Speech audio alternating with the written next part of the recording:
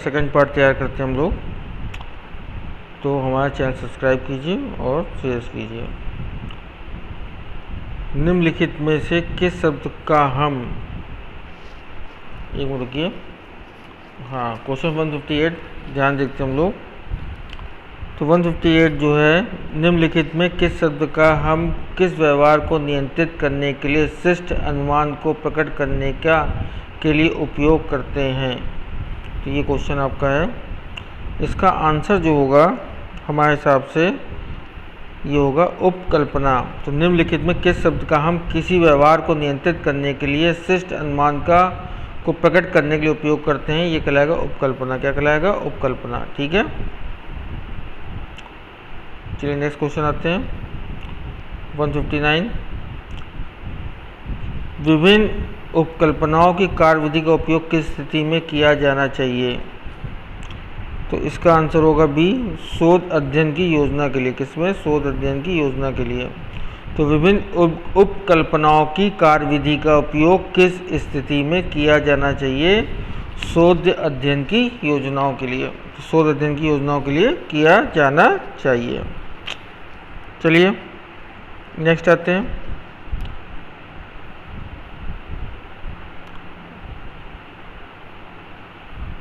One 161 देखिए।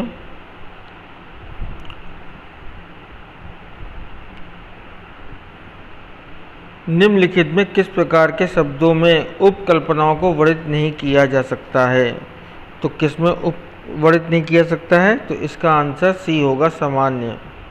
सामान्य में वर्णित नहीं किया सकता है, लेकिन घोषणात्मक में किया सकता है, रिक्त उपकल्पना उपस्पद में किया सकता है, दिशात्मक में किया सकता है, लेकिन सामान्य में नहीं किया सकता है। ठीक है, नेक्स्ट क्वेश्चन आते हैं। 162 निम्नलिखित में किस प्रकार के अनुसंधान में शोध उपकल्पना को सम्मिलित करने से कम से कम संभावना होती है। तो ये होता है वर्णनात्मक अनुसंधान, से कहते हैं डिस्क्रिप्टिव रिसर्च। तो क्या आएगा? डिस्क्रिप्टिव रिसर्च जो होगी उसमें सम्मिलित करने की कम संभावना होती है। नेक्स्ट आइए 163 में निम्नलिखित में कौन सा कथन रिक्त उपकल्पना को वर्णित कर रहा है। तो रिक्त उपकल्पना को कौन वर्णित कर रहा है? चरों के बीच कोई अंतर नहीं होता है। इसका आंसर ए होगा सही, चरों के बीच कोई अंतर नहीं होता है। तो रिक्त उपकल्पना कौन वर्णित कर रहा है? चरों के बीच कोई अंतर नहीं होता है।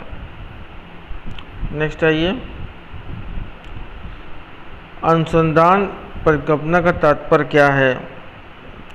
तो इसका आंसर जो होगा, चरों के बीच में संभाव संबंध को विवरण देना, जब यह कहा जाए उनको पुष्ट करना या नकारना, दोनों बी और सी। अनुसंधान परिकल्पना का तात्पर्य क्या है? चरों के बीच में संभावी संबंधों का विवरण देना। मैं चरों के बीच संभावी संबंधों का विवरण देना, जब यह कहा जाए इनको पुष्ट करना या नकारना। ठीक है, तो अनुसंधान परिकल्पना का यह तात्पर्य है। नेक्स्ट आइए,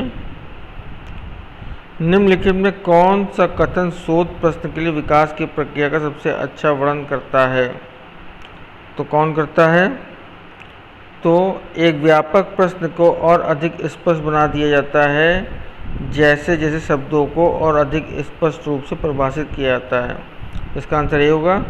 तो कौन सा कथन शोध प्रश्न के लिए विकास की प्रक्रिया का सबसे अच्छा वर्णन रूप है? एक व्यापक प्रश्न को और अधिक स्पष्ट बना दिया जाता है, जैसे शब्दों को और अधिक स्पष्ट रूप में परिभाषित किया जाता है। 165 का आंसर आपका ए होगा। फिर देख लीजिए, एक व्यापक प्रश्न को और अधिक स्पष्ट बना दिया जाता है, जैसे जैसे शब्दों को और अधिक स्पष्ट रूप से परिभाषित किया जाता है। यह कथन जो है विकास की प्रक्रिया का सबसे अच्छा वर्णन करता है कि एक व्यापक प्रश्न और अधिक स्पष्ट बना दिया जाता है, जैसे जैसे शब्दों को और अधिक स्पष्ट रूप से परिभाषित किया जाता है। नेक्स्ट आइए 166 एक अच्छे अनुसंधान के प्रश्न कैसे होने चाहिए। तो 166 का आंसर जो है आपका बी है, साध्य स्पष्ट महत्वपूर्ण और नैतिक। साध्य स्पष्ट महत्वपूर्ण और नैतिक, मतलब साध्य होना चाहिए, स्पष्ट होना चाहिए, महत्वपूर्ण होना चाहिए, नैतिक होना चाहिए। एक अच्छे अनुसंधान का प्रश्न कैसे होना चाहिए। 167 निम्नलिखित में किस शोध में प्रयुक्त प्रश्नों का सबसे अनिवार्य विशेषता कौन सी है? इसका आंसर बी है। किस शोध में प्रयुक्त प्रश्नों का सबसे अनिवार्य विशेषता कौन सी है? पत्तों के संग्रह की संभावना जो कि प्रश्नों का उत्तर देने का प्रयास में एकत्र किया जाए।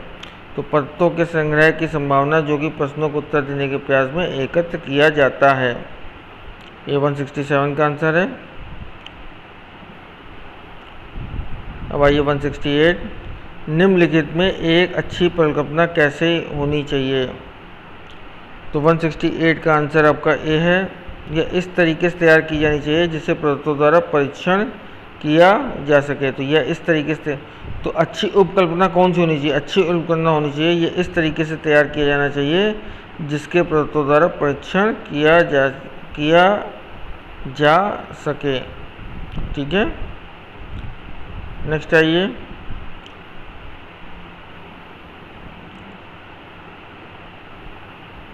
आप MPA द्वारा देख रहे हैं, ये MPA जी के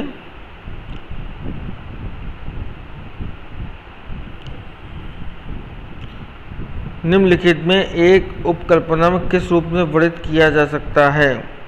तो 169 का आंसर आपका होगा डी, अध्ययन के संभावित परिणामों के बारे में भविष्यवाणी के रूप में। तो उपकल्पना किस रूप में वर्णित किया जा सकता है? अध्ययन के संभावित परिणामों के बारे में भविष्यवाणी के रूप में। 170 आइए। निम्नलिखित में किस उपकल्पना के निरूपण फॉर्मुलेशन की आवश्यकता नहीं होती है? तो उसका आंसर बी होगा, ऐतिहासिक अध्ययन। तो किस उपकल्पना के फॉर्मुलेशन की आवश्यकता नहीं होती है? तो ऐतिहासिक अध्ययन की आवश्यकता नहीं होती है, लेकिन सर्वेक्षण विधि, प्रयोगात्मक अध्ययन और मानक अध्ययन की आवश्यकता होती है। ठीक है, तो ऐतिहासिक अध्ययन की आवश्यकता नहीं होती है।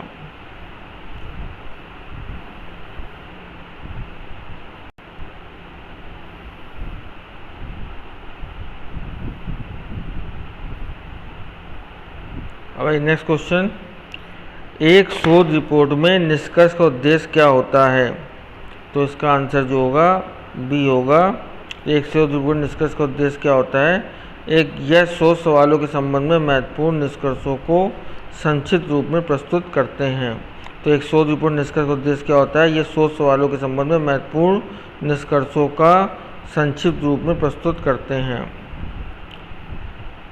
173 आइए।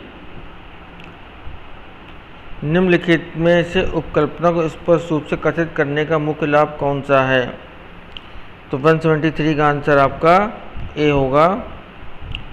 यह शोधकर्ता का अध्ययन के संभावित परिणामों के बारे में गंभीर और विशेष रूप से सोचने पर बल देते हैं। तो निम्नलिखित में से उपकल्पना को स्पष्ट रूप से कथित करने का मुख्य लाभ कौन सा है? यह शोधकर्ता को अध्ययन के संभावित परिणामों के बारे में गंभीर एवं विशेष रूप से सोचने पर बल देते हैं। इसका आंसर ए सही होगा। 174 देखते हैं। निम्नलिखित में दिशात्मक उपकल्पना उदाहरण कौन सा है? तो 174 का आंसर सी है। प्राथमिक कक्षा में समूह निर्देश व्याख्यान की तुलना में अधिक प्रभावी होते हैं। तो निम्नलिखित दिशात्मक उपकल्पना का उदाहरण कौन सा है? तो प्राथमिक कक्षा में समूह निर्देशन व्याख्यान की तुलना में अधिक प्रभावी होते हैं। 175 आइए। निम्नलिखित में किस उपकल्पना का निरूपण करना आवश्यक नहीं है? तो किसमें उपकल्पना का निरूपण करने का आवश्यक नहीं है? तो इसका आंसर जो होगा बी होगा। तथ्य निष्कर्ष निकालने के लिए ऐतिहासिक शोध है। तो तथ्य का निष्कर्ष निकालने के लिए क्या है? ऐतिहासिक शोध है।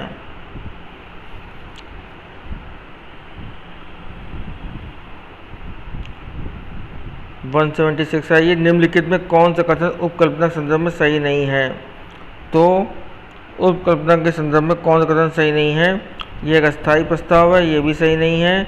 उपकल्पना की वैधता ज्ञात होती है, ये भी सही नहीं है। इसको सामान्यीकृत किया सकता है, ये भी सही नहीं है। तो उपरोक्त सभी इसका आंसर सही होगा, उपरोक्त सभी। तो ये एक अस्थायी प्रस्ताव है, यह उपकल्पना की वैधता ज्ञात होती है, इसका सामान्यीकृत किया जा सकता है। तो ये सब कल्पना उपकल्पना के संदर्भ में सही नहीं है।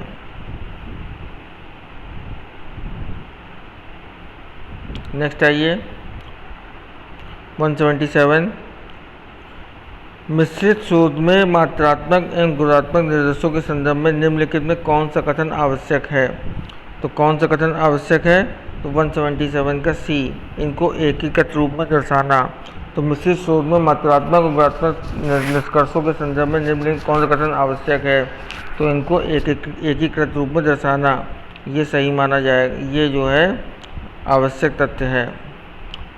178 आइए, लघु न्यायाधीश के शून्य परिकल्पना के परीक्षण करने के लिए शोधकर्ता किसका उपयोग करता है।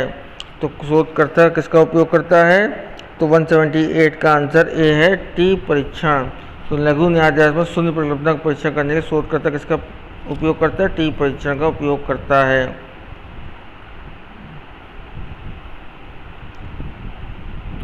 179 आइए, वस्तुओं, घटनाओं या चीज़ों के गुणों में किसके द्वारा मापा जाता है।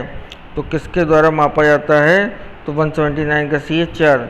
वस्तुओं, घटनाओं या चीज़ों के गुणों को किसके द्वारा मापा जाता है, तो चर द्वारा मापा जाता है। नेक्स्ट आइए 180 क्वेश्चन, प्रायः अनुसंधान ऐसे हैं जिसमें बड़ी संख्या में चर होते हैं। एक सांख्यिकी तकनीक जिसका उपयोग इस प्रकार के अध्ययन में यह स्थापित करने के लिए किया जाता है जहां चरों के समूह की चेष्टा या प्रवृत्ति परस्पर संबंधित होने की होती है।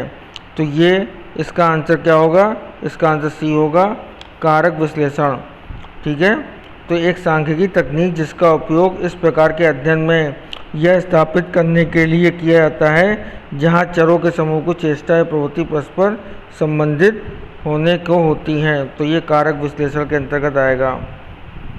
नेक्स्ट आइए 181, जब हम एक सक्रिय स्वतंत्र चर के अध्ययन कर रहे होते हैं तो प्रतिभागियों को ऐसा समूह जिस पर हस्तक्षेप किया जा रहा है या वह उपचार के अधीन है निम्न शब्दों का प्रयोग किया जाता है।